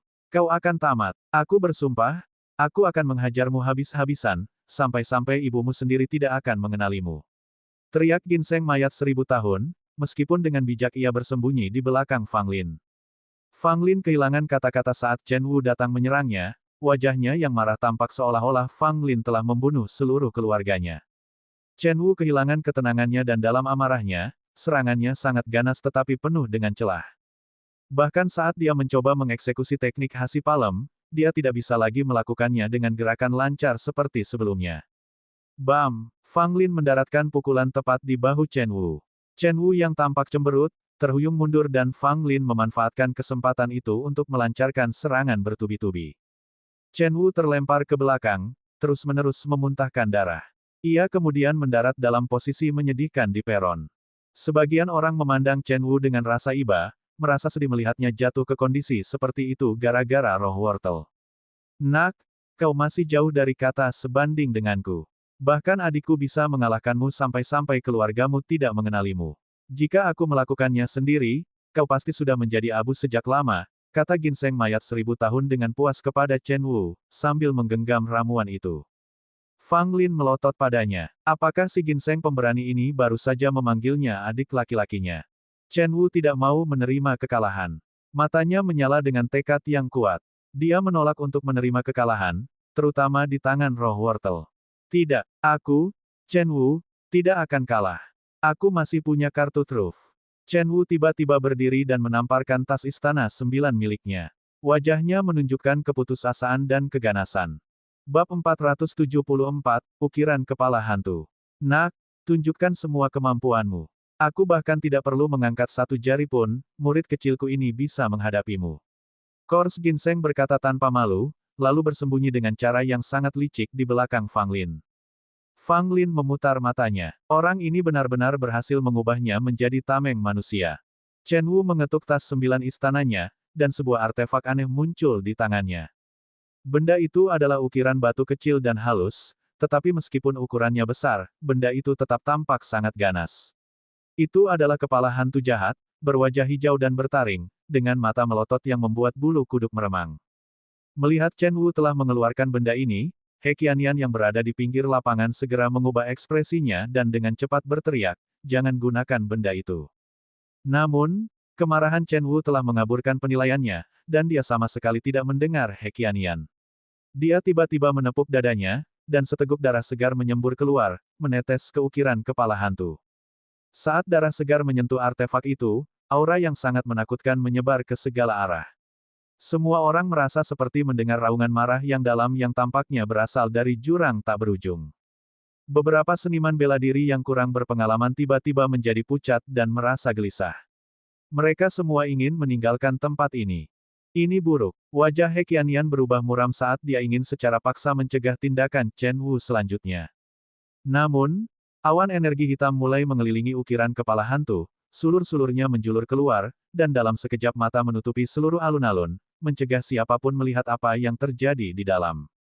Apa yang terjadi? Beberapa orang bertanya pada He Qiannian. Ekspresi He Qiannian tampak serius saat dia berkata, objek ini adalah artefak terlarang. Sekte kabut kami selalu mewariskan 3 benda ini, yang disimpan jauh di dalam sekte. Aku tidak menyangka murid pemberontak ini akan mencuri satu. Apa gunanya artefak ini? Zhao Zhenlong bertanya sambil mengerutkan kening. He Qiannian sedikit ragu, tetapi tetap nekat dan berkata, jika ketiga ukiran kepala hantu diaktifkan bersamaan, mereka dapat memanggil 100.000 hantu jahat, yang melahap semua makhluk hidup. Jika hanya ada satu, itu juga dapat membunuh semua yang ada di bawah asal surgawi. Apa? Setelah mendengar kata-kata itu, semua orang merasa ngeri. Beberapa seniman bela diri independen segera meninggalkan alun-alun. Membunuh semua seniman bela diri di bawah asal surgawi sungguh mengerikan. Master Sekte Han tiba-tiba berdiri, siap menerjang kabut hitam yang bergulung-gulung untuk menolong dan menarik paksa Fang Lin keluar. Master Sekte Han, jangan terburu-buru masuk. Jika kau memasuki kabut hitam, roh-roh jahat di dalamnya akan menjadi lebih kuat. Saat itu, bahkan kau mungkin akan kesulitan untuk melarikan diri, kata He Qiannian cepat-cepat, wajahnya bercampur dengan berbagai ekspresi. Master Sekte Han menatapnya dengan dingin, dan berkata, jadi, haruskah aku hanya berdiri dan melihat Fang Lin mati? Sambil berkata demikian, Master Sekte Han bersiap untuk menyerbu ke alun-alun. Tiba-tiba, suara Fang Lin terdengar dari balik kabut hitam pekat, Tuan, jangan khawatir. Saya baik-baik saja. Mendengar suara Fang Lin, Master Sekte Han berhenti sejenak dan mengangkat alisnya, sedangkan wajah He Qiannian menunjukkan ekspresi keheranan. Pada saat ini, di tengah kabut hitam yang menggelapkan langit, Fang Lin berdiri di tempat dikelilingi oleh hantu-hantu jahat yang berkelana, semuanya dengan rakus mengamatinya. Jelaslah bahwa hantu-hantu jahat itu menganggapnya sebagai mangsa dan ingin melahapnya. Fang Lin tahu bahwa hantu-hantu jahat ini adalah perwujudan Yin Qi, dan mereka sangat suka melahap daging dan darah makhluk hidup. Jika orang biasa bertemu dengan mereka, mereka pasti tidak akan bisa melarikan diri. Ya dewa, begitu banyak hal yang mengerikan, apakah kau mencoba menakutiku sampai mati? Kors Ginseng berkata dengan berlebihan, masih bersembunyi di belakang Fang Lin. Tidak jauh dari situ, Chen Wu memegang ukiran kepala hantu di tangannya, tampak sedikit marah. Namun, jelas bahwa lengan yang memegang ukiran itu perlahan-lahan layu. Fang Lin hanya melirik Chen Wu dan tidak terlalu memperhatikannya. Dia meraih tas istana 9 dan mengeluarkan tombak kuno. Tombak, makhluk-makhluk hantu ini adalah untuk kau hadapi, kata Fang Lin pada tombak kuno itu. Begitu tombak itu muncul, ia melepaskan aura pembunuh yang luar biasa, seolah-olah dewa iblis yang marah telah muncul. Hantu-hantu jahat yang bersembunyi di dalam kabut hitam, menyentuh aura pembunuh mengerikan yang dilepaskan oleh tombak itu, semuanya menjerit kesakitan dan langsung dihabisi oleh aura tombak itu. Ledakan, hantu-hantu jahat yang tak terhitung jumlahnya semuanya musnah dalam sekejap mata dan kabut hitam pun ikut sirna sepenuhnya. Fang Lin mencabut tombaknya saat gas hitam menghilang. Semua orang menoleh dan terkejut melihat dia tidak terluka. Terutama He Qiannian, wajahnya penuh keterkejutan, seolah-olah dia telah melihat sesuatu yang sama sekali mustahil. Bagaimana mungkin? Dengan kekuatannya, mustahil untuk mengusir roh jahat yang dilepaskan oleh ukiran kepala hantu. He Qiannian berulang kali menggelengkan kepalanya. Dia selalu waspada terhadap benda terlarang yang ditekan oleh sektenya selama beberapa generasi. Melihat bahwa Fang Lin tidak terluka oleh kabut hitam dan hantu jahat, dan bahwa dia telah menghilangkan setiap jejak terakhir mereka, ini benar-benar mengejutkannya. Adapun Chen Wu, dia bahkan lebih takut lagi. Dia menggunakan benda terlarang itu dalam upaya putus asa untuk melukai musuhnya bahkan dengan mengorbankan dirinya sendiri. Dia tidak pernah menyangka bahwa ukiran kepala hantu itu akan gagal melukai Fang Lin.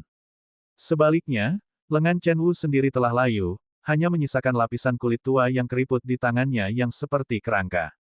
Penggunaan ukiran kepala hantu itu harus dibayar dengan harga yang sangat mahal.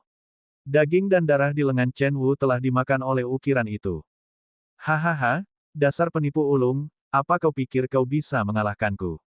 Kau harus introspeksi diri dulu sebelum mencoba. Kabut hitam itu menghilang, dan kors ginseng mulai melangkah lagi. Fang Lin menatapnya dengan jengkel, dan langsung memasukkannya kembali ke dalam tas Istana Sembilan. Chen Wu berdiri dengan linglung, ukiran kepala hantu jatuh dari tangannya ke tanah. Dia tampaknya telah kehilangan akal sehatnya. Kamu kalah, kata Fang Lin acuh tak acuh. Chen Wu tertawa terbahak-bahak, menunduk melihat lengannya yang layu, menggelengkan kepalanya, dan berkata, aku kalah. Saat kata-kata itu diucapkan, seluruh tempat menjadi sunyi senyap, dan tatapan semua orang tertuju pada Fang Lin. He Qiannian menghela napas, dan saat ini dia tidak berniat menyalahkan Chen Wu. Dia melambaikan tangannya untuk memberi isyarat kepada dua murid Sekte Kabut untuk mendukung Chen Wu dan membawanya kembali.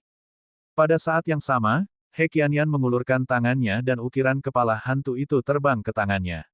Dia segera mengeluarkan kotak batu hitam dan mengunci ukiran kepala hantu itu di dalam kotak batu itu. Semua orang sedikit terkejut, pertarungannya terlalu seru. Baik Chen Wu maupun Fang Lin menunjukkan berbagai cara dan taktik. Kerumunan orang sangat terkejut dengan kekuatan Fang Lin. Kekuatannya sungguh tak terduga, bahkan benda terlarang yang digunakan Chen Wu, dengan mengorbankan lengannya, tidak dapat melukainya. Fang Lin, dia telah mengalahkan 3 orang jenius berturut-turut. Seseorang berkata dengan linglung. Bab 475, Liu Wuyin. Apa artinya mengalahkan 3 orang jenius berturut-turut? Seolah-olah Fang Lin telah menyapu bersih bakat suatu bangsa hanya dengan satu serangan. Terutama setelah pertarungannya dengan Chen Wu, kekuatan yang ditunjukkan Fang Lin tidak memberi ruang bagi siapapun yang hadir untuk meragukannya. Tidak ada yang melihat Chen Wu sebagai orang lemah. Sebaliknya, Chen Wu dianggap sebagai salah satu pemain terkuat dalam kompetisi di antara ketiga negara. Banyak yang mendukungnya sebelum kompetisi dimulai, melihatnya sebagai seorang jenius yang setara dengan Zhao Senji dan Yang Xuanfeng. Namun siapa sangka, negara Qian memiliki monster lain seperti Fang Lin yang tersembunyi di balik lengan baju mereka.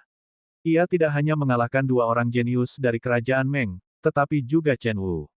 Setelah pertempuran ini, nama Fang Lin kembali bergema di 3 kerajaan bawah. Terlebih lagi, kali ini adalah kemahirannya dalam seni bela diri yang menjadi pusat perhatian, bukan keterampilannya dalam memurnikan pil seperti pada kompetisi sebelumnya.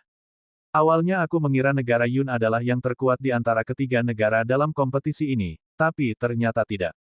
Tebakanku juga salah total. Kupikir kerajaan Meng akan tampil gemilang kali ini, tapi siapa sangka mereka akan seburuk itu. Kali ini, negara Qian benar-benar merahasiakan rahasia mereka. Keahlian Fang Lin dalam pemurnian pil sangat mengesankan, dan seni bela diri miliknya juga sama kuatnya. Dia benar-benar aneh. Seorang jenius dalam alkimia dan seni bela diri, orang ini cukup menakutkan. Jangan lupa, negeri Qian masih punya 1 orang yang belum menunjukkan diri. Ya, hanya dengan 2 orang, negara Qian telah menyebabkan kehancuran besar bagi negara Yun dan kerajaan Meng. Bukankah orang ketiga yang disembunyikan akan menjadi kartu as mereka? Sangat mungkin. Banyak seniman bela diri yang menyaksikan pertempuran itu terlibat dalam diskusi yang ramai. Mereka kagum dengan kekuatan yang ditunjukkan negara Qian, terutama kekuatan mengejutkan yang ditunjukkan Fang Lin. Seorang jenius, sangat berbakat dalam alkimia dan seni bela diri, seberapa jauh prospek masa depannya. Tidak seorang pun dapat membayangkan. Tampaknya di 3 kerajaan bawah, sosok seperti itu sudah lama tidak muncul. Orang-orang masih belum dapat memahami apakah Fang Lin adalah seorang penyuling pil atau seniman bela diri. Tentu saja, persaingan di antara ketiga negara itu belum berakhir. Negara Yun masih memiliki 2 orang jenius yang belum bergerak, dan negara Qian masih memiliki 1 orang yang belum muncul. Siapa yang bisa mengatakan apakah negara Qian akan tertawa terakhir, atau negara Yun akan naik ke puncak? Namun, di mata kebanyakan orang, di antara 2 keajaiban yang tersisa dari negeri Yun, kekuatan Zhao Senji tentu saja patut dicatat. Pada masa sebelum dimulainya kompetisi antar 3 negara, banyak orang berdiskusi tentang siapakah jagoan bela diri terbaik di 3 kerajaan bawah. Cukup banyak seniman bela diri berbakat yang disebutkan, tetapi yang paling sering disebutkan, dan paling sedikit diperdebatkan, sudah pasti adalah Zhao Senji. Tidak ada alasan lain, Zhao Senji pernah bertanding dengan Chen Wu, dan Chen Wu kalah. Meskipun pertandingan itu terjadi setahun yang lalu, dan Chen Wu telah menjadi jauh lebih kuat, Zhao Senji juga menjadi lebih kuat, dan terlebih lagi, dia tidak pernah bergerak sejak saat itu. Bahkan mereka yang berada di keluarga Kekaisaran Yun tidak tahu banyak tentang kekuatan Zhao Senji saat ini. Pada titik ini, meskipun Chen Wu telah kalah dari Fang Lin, negara Yun masih memiliki Zhao Senji yang belum bergerak, dan ada juga Liu Wuyin yang sama-sama tidak bisa dipahami.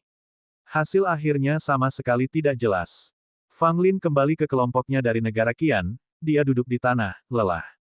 Dia telah menghabiskan seluruh energinya dalam pertempuran melawan Chen Wu, berhasil menang dengan susah payah. Tentu saja, jika bukan karena bantuan Millennium Course Ginseng, mengalahkan Chen Wu mungkin akan lebih sulit. Orang-orang dari negara Qian sangat gembira, tetapi mereka tidak mengganggu Fang Lin dan membiarkannya beristirahat dengan baik. Bagaimanapun, mereka dapat melihat betapa sulitnya pertempuran dengan Chen Wu. Aku khawatir aku tidak akan bisa bertarung di ronde berikutnya, kata Fang Lin kepada Yang Xuanfeng. Yang Xuanfeng mengangguk. Fang Lin sendiri telah berhadapan dengan 3 anak ajaib, termasuk karakter yang merepotkan seperti Chen Wu. Tidak adil jika Fang Lin terus bertarung. Serahkan sisanya padaku, kata Yang Xuanfeng, lalu dia melangkah keluar. Melihat Yang Xuanfeng memasuki medan perang, semangat orang-orang pun meningkat. Mereka semua memperhatikan Yang Xuanfeng, penasaran untuk melihat siapa yang akan menjadi lawannya selanjutnya. Zhao Senji, atau Liu Wuyin. Dalam benak orang banyak, sebagian besar berharap melihat Yang Xuanfeng bertarung dengan Zhao Senji. Bagaimanapun, mereka berdua adalah putra kekaisaran tertua di negara mereka. Jika mereka bertanding, pasti akan terjadi bentrokan sengit. Hasil kemenangan atau kekalahan mereka juga akan memengaruhi penilaian siapa yang lebih kuat antara negara Qian dan negara Yun. Melihat Yang Xuanfeng muncul, mata Zhao Senji menunjukkan sedikit semangat juang. Meskipun Yang Xuanfeng belum berbicara, sepertinya dia tidak sabar untuk bertarung dengan Yang Xuanfeng. Sebaliknya, Liu Wuyin memiliki ekspresi tenang, seolah-olah dia tidak peduli apakah Yang Xuanfeng memilihnya atau Zhao Senji. Dia tampak tidak peduli dengan persaingan di antara ketiga negara. Yang Xuanfeng kemudian tiba di arena. Di bawah tatapan banyak orang, dia berkata, Liu Wuyin, lawan aku.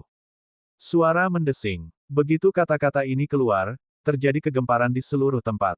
Banyak orang menunjukkan ekspresi terkejut di wajah mereka, bahkan banyak orang dari negara Qian yang cukup terkejut. Yang Xuanfeng sebenarnya memilih untuk menantang Liu Wuyin daripada Zhao Senji. Apa yang terjadi? Wajah Zhao Senji menjadi muram. Yang Xuanfeng tidak ingin bersaing dengannya. Kemudian, Liu Wuyin mundur beberapa langkah karena terkejut, tetapi tidak banyak bicara. Dia dengan tenang berjalan ke tengah arena. Liu Wuyin dari negeri Yun. Liu Wuyin berkata dengan tenang. Yang Xuanfeng dari negeri Qian. Jawab Yang Xuanfeng, merasa sedikit frustrasi di dalam. Dalam hati Yang Xuanfeng, dia benar-benar ingin melawan Zhao Senji. Meskipun Zhao Senji sangat kuat, Yang Xuanfeng yakin bisa menghadapinya. Tetapi karena Fang Lin telah mengatakan bahwa Han Xiaoxing akan kembali, dan Zhao Senji sudah ditandai sebagai lawan Han Xiaoxing, dia tidak punya pilihan selain menantang Liu Wuyin. Bukannya Yang Xuanfeng memandang rendah Liu Wuyin, tetapi dibandingkan dengan Zhao Senji, dari sudut pandang manapun, Liu Wuyin tidak menghadirkan tantangan yang sama. Mengapa kau ingin melawanku? Tanya Liu Wuyin. Sudut mulut Yang Xuanfeng berkedut. Apakah dia seharusnya mengatakan bahwa Zhao Senji telah dilindungi oleh orang lain, dan dia tidak punya pilihan selain melawan Liu Wuyin? Saya hanya ingin tahu mengapa Anda, sebagai seniman bela diri independen, mewakili negara Yun dalam pertempuran. Pada akhirnya, Yang Xuanfeng hanya bisa mengatakan ini. Liu Wuyin menatap tajam ke arah Yang Xuanfeng, seolah dia telah menyadari kepalsuan kata-katanya. Yang Xuanfeng tidak berkata apa-apa lagi, dan membuat gerakan mengundang, mengisyaratkan Liu Wuyin untuk mengambil langkah pertama. Apakah kamu yakin ingin aku yang memulai? Liu Wuyin tersenyum tipis. Yang Xuanfeng mengangguk. Liu Wuyin tidak berbicara, dan pada saat berikutnya, dia melancarkan gerakan. Dengan gerakannya, ekspresi di wajah Yang Xuanfeng berubah. Telapak tangan Liu Wuyin menyerang, angin dari telapak tangannya kencang. Meskipun gerakannya tidak cepat, gerakan itu membuat Yang Xuanfeng merasa tidak ada tempat untuk bersembunyi. Bab 476, Warisan Peri Ungu. Yang Xuanfeng sedikit terkejut, lalu menyerang dengan telapak tangan pada saat yang sama. Wah, telapak tangan Yang Xuanfeng bertabrakan dengan telapak tangan Liu Wuyin. Serangannya tampak kuat namun Liu Wuyin sama sekali tidak bisa digerakkan. Yang Xuanfeng bahkan lebih terkejut lagi. Dia tidak mengerahkan seluruh kekuatannya untuk serangan itu, tetapi itu masih 70% dari kekuatannya. Luar biasa, Tidak ada satupun yang berhasil memengaruhi Liu Wuyin sama sekali. Liu Wuyin melancarkan serangkaian serangan, setiap serangan telapak tangannya memancarkan cahaya ungu, kekuatannya meningkat setiap kali, secara bertahap mengalahkan Yang Xuanfeng, yang belum menggunakan kekuatan penuhnya. Pada saat ini, Yang Xuanfeng memutuskan untuk tidak menahan diri lagi karena dia menyadari kekuatan Liu Wuyin sangat aneh. Jika dia tidak mengerahkan seluruh kemampuannya, dia mungkin benar-benar kalah. Dia melancarkan telapak vajranya, membawa aura yang kuat. Namun, Liu Wuyin sama sekali tidak takut. Cahaya ungu terang terpancar dari telapak tangannya, yang diselimuti cahaya ungu. Ledakan. Kedua petarung itu kembali beradu, kali ini jauh lebih intens. Yang Xuanfeng terpaksa mundur berulang kali, sementara Liu Wuyin meluncur mundur ke tanah sambil menempuh jarak tertentu. Tak seorang pun yang lebih unggul. Tidak ada yang menyangka bahwa Liu Wuyin, yang awalnya adalah seorang seniman bela diri independen, dapat berdiri sejajar dengan Yang Xuanfeng, putra kekaisaran tertua dari kerajaan Daqian. Ini adalah sesuatu yang tidak pernah diantisipasi sebelumnya. Bisakah seorang seniman bela diri independen memiliki kekuatan seperti itu? Namun, sekali lagi, itu tidak mengherankan. Bagaimanapun, Liu Wuyin adalah salah satu kandidat yang mewakili negara Yun dalam pertarungan 3 negara besar. Kekuatannya sendiri pasti sangat hebat. Namun, karena ia adalah seniman bela diri independen, ia sering diremehkan oleh banyak orang.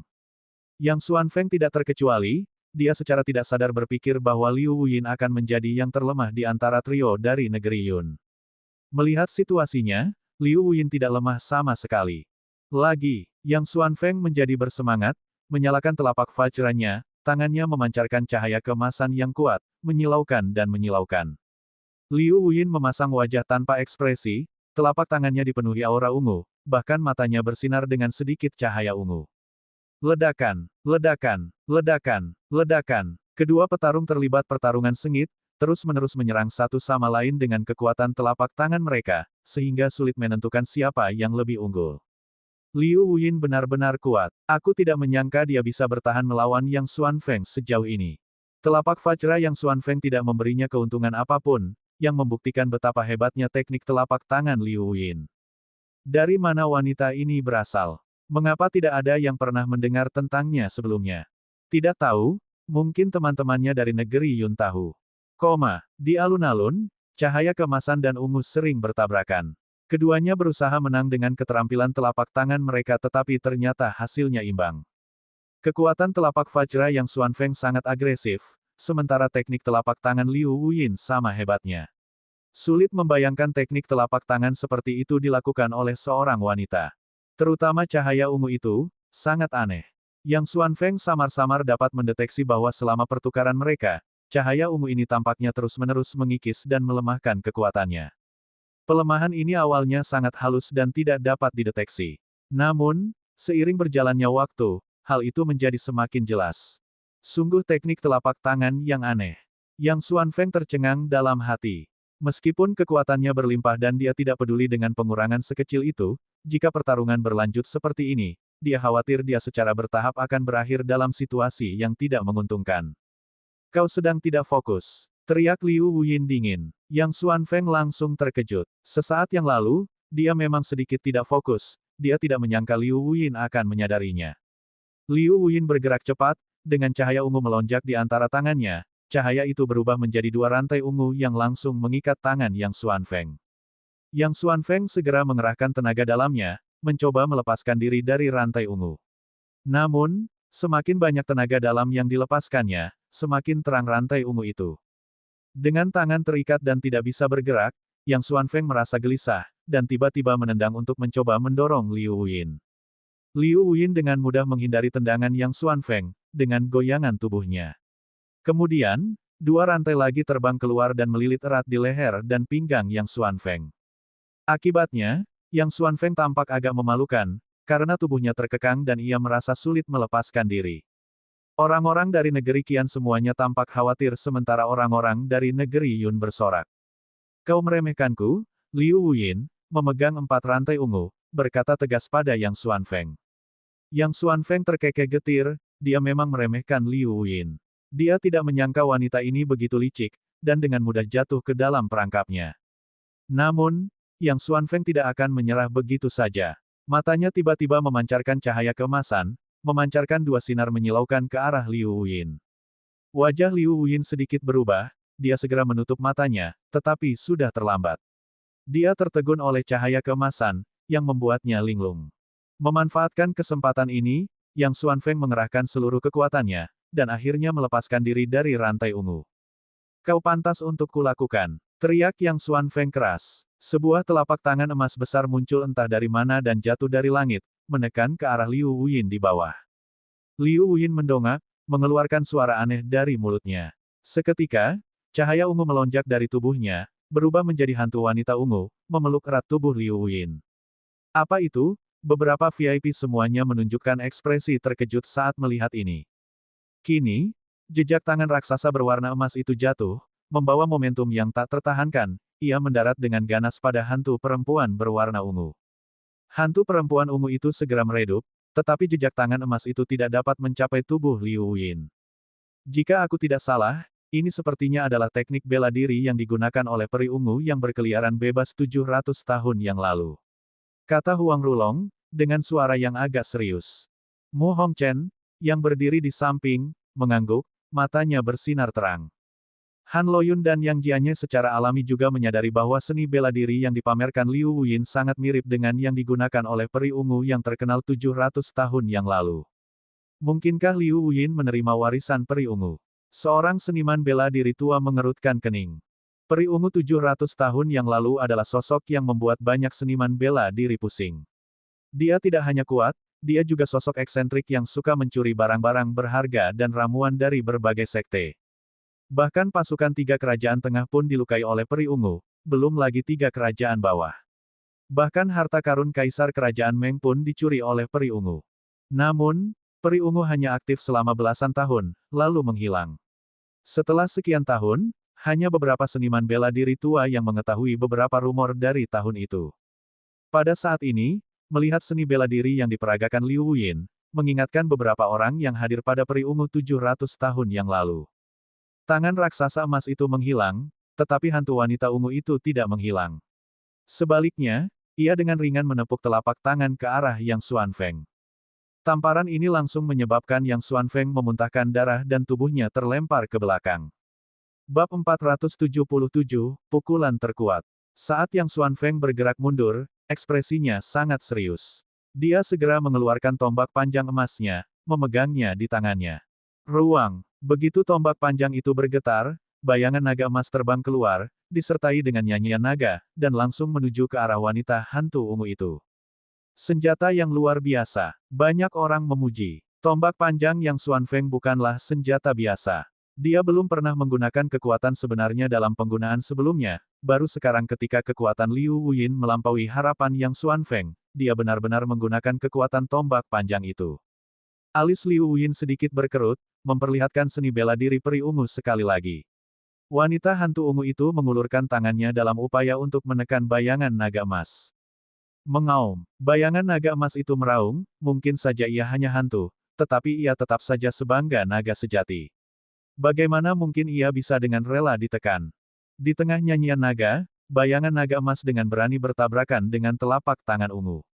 Tiba-tiba, sinar cahaya emas dan ungu terbang ke segala arah, untuk sementara waktu membutakan mata semua orang karena intensitas cahayanya. Hanya beberapa pengambil keputusan di tempat kejadian, dengan visi luar biasa, yang dengan penuh perhatian mengamati situasi di lapangan. Ketika cahaya itu menghilang, Yang Xuanfeng mencengkeram tombak panjangnya dan berdiri pucat di tepi alun-alun, hanya beberapa langkah lagi dari terjatuh. Di sisi lain, Liu Wuyin memiliki rambut yang acak-acakan dan hantu wanita ungu yang menyelimuti seluruh tubuhnya tampak redup tanpa cahaya apapun, tampaknya telah terkena guncangan hebat. Hasil kontes ini masih belum mengungkapkan pemenangnya, dan sulit mengatakan siapa yang unggul. Yang Xuanfeng dan Liu Wuyin keduanya mengakui kekuatan masing-masing, menyadari bahwa pertarungan ini akan sangat sulit. Layak menjadi putra kekaisaran tertua di negara Qian, aku mengagumimu. Liu Wuyin berbicara, ada sedikit keseriusan di matanya.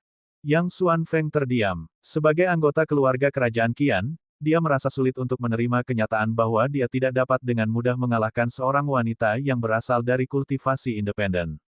Namun, semakin kuat lawannya, semakin tinggi semangat juang Yang Xuanfeng. Dia sangat percaya diri dengan kekuatannya sendiri. Liu Wuyin memang menunjukkan kekuatan yang luar biasa, tetapi Yang Xuanfeng masih yakin dia bisa mengalahkannya.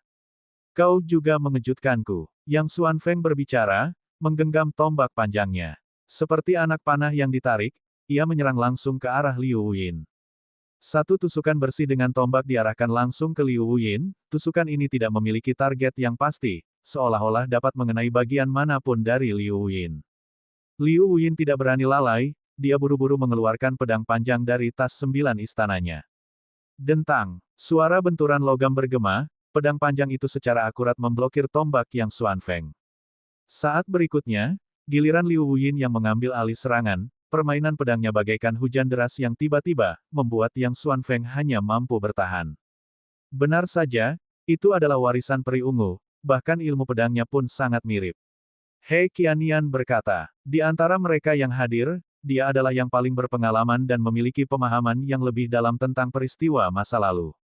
Yang Xuanfeng ditekan oleh Liu Wuyin, sesuatu yang tidak diharapkan siapapun. Namun, situasi saat ini memang mencerminkan hal ini. Yang Xuanfeng tampaknya tidak mampu melawan ilmu pedang Liu Wuyin dan hanya bisa bertahan secara pasif. Dengan cara ini, Liu Wuyin benar-benar berada di atas angin dan dapat melakukan apapun yang diinginkannya. Situasinya sangat tidak menguntungkan bagi Yang Xuanfeng. Semua orang di negara Qian menunjukkan ekspresi khawatir. Apakah Yang Xuanfeng akan dikalahkan oleh seorang wanita yang berasal dari seniman bela diri independen? Jika dia benar-benar kalah, moral negara Qian yang sebelumnya tinggi akan sangat terpengaruh dalam sekejap. Banyak seniman bela diri yang menyaksikan pertarungan itu juga menunjukkan ekspresi terkejut. Sebelum Liu Wuyin dan Yang Xuanfeng beradu, mereka sudah menduga Yang Xuanfeng akan menang, bahkan meremehkan Liu Wuyin. Mereka tidak menyangka bahwa pelanggaran Liu Wuyin akan menjadi tamparan di wajah hampir semua orang. Dia menunjukkan dengan kekuatannya bahwa meskipun dia berasal dari kultivasi independen, dia masih bisa sekuat orang lain. Akan tetapi, banyak seniman bela diri independen bereaksi dengan gembira atas penampilan Liu Wuyin. Meskipun Liu Wuyin diakui sebagai putri angkat Kaisar Negara Yun, bagaimanapun juga, ia berasal dari latar belakang kultivasi independen. Karena itu, para seniman bela diri independen ini merasa agak senang terhadapnya dan ketika mereka melihat Liu Wuyin mendominasi Yang Xuanfeng, yang merupakan keturunan bangsawan, mereka tentu saja menjadi sangat gembira. Namun, situasi yang menguntungkan tersebut tidak berlangsung lama, karena Yang Xuanfeng bukanlah karakter yang biasa-biasa saja. Ia tidak ditindas, tetapi diam-diam menyesuaikan diri dengan ilmu pedang Liu Wuyin. Meskipun dia mungkin belum memahami banyak hal untuk saat ini, paling tidak, dia sekarang bisa menanganinya dengan lebih efektif. Tanpa menunda, Yang Xuanfeng memanfaatkan kesempatan itu, akhirnya menemukan celah dalam serangan Liu Wuyin. Ia menerjang maju dengan tombaknya, serentak menghantam dengan telapak vajranya, membidik langsung ke perut Liu Wuyin. Liu Wuyin segera mundur, sambil mengayunkan pedang panjangnya untuk melepaskan serangkaian aura pedang ungu bersiul yang menyerbu ke arah Yang Xuanfeng dengan momentum yang dahsyat. Aura pedang ini, tentu saja, tak tertandingi oleh aura pedang yang dilepaskan oleh Chen Wu, tetapi Yang Xuanfeng tidak berani menganggapnya enteng. Saat tombak panjangnya berayun, bayangan naga emas lainnya muncul, menghalangi semua aura pedang. Membelah alam semesta, Yang Xuanfeng tiba-tiba berteriak. Tombak panjang di tangannya memancarkan cahaya yang belum pernah terjadi sebelumnya, seolah-olah ada sesuatu di dalam tombak itu yang telah terbangun. Yang Xuanfeng menusukkan tombaknya. Serangan ini tampak biasa saja, tetapi di mata Liu Wuyin, itu sangat menakutkan. Tak ada cara untuk bersembunyi, tak ada cara untuk memblokir. Seperti sinar keemasan yang merobek langit, mengingatkan pada seekor naga yang menusuk cakrawala. Tombak ini memadatkan seluruh kekuatan Yang Xuanfeng, ditambah dengan kekuatan mengerikan yang terkandung dalam tombak itu sendiri. Bila keduanya dipadukan, kekuatan serangan ini bahkan dapat menghancurkan alam asal surgawi, apalagi yang ada di sini. Tombak itu belum tiba, tetapi aura yang menakutkan telah menyebabkan seluruh tubuh Liu Wuyin terasa sakit seolah-olah jarum-jarum halus yang tak terhitung jumlahnya menusuk tubuhnya dengan gegabah. Serangan ini membuat Liu Wuyin merasa terancam besar. Liu Wuyin membuat isyarat aneh dengan kedua tangannya. Pola ungu aneh muncul di antara kedua alisnya. Anjing laut gunung ungu. Liu Wuyin berteriak pelan. Seketika, segel ungu raksasa muncul, bagaikan gunung abadi yang menekan binatang iblis. Segel itu mengarah ke serangan Yang Xuanfeng. Keduanya bertarung habis-habisan, mengerahkan seluruh kekuatan mereka untuk menyerang. Hasilnya akan ditentukan setelah serangan ini. Ledakan, bentrokan antara tombak panjang dan segel gunung ungu bagaikan konfrontasi antara langit dan bumi, atau tabrakan air dan api. Yang Xuanfeng memuntahkan seteguk darah segar dan langsung terlempar ke belakang, sementara Liu Yin bahkan lebih menderita. Dia menjerit kesakitan dan jatuh keluar dari alun-alun. Baru ketika suara tombak panjang jatuh ke tanah bergema, kerumunan bereaksi. Tampaknya hasilnya sudah diputuskan. Yang Xuanfeng berlutut di tanah, auranya lemah, wajahnya pucat dan darah masih mengalir dari sudut mulutnya. Adapun Liu Yin, dia tergeletak di tanah, pakaiannya robek dan memperlihatkan bercak-bercak besar kulit seputih salju. Dia sudah pingsan.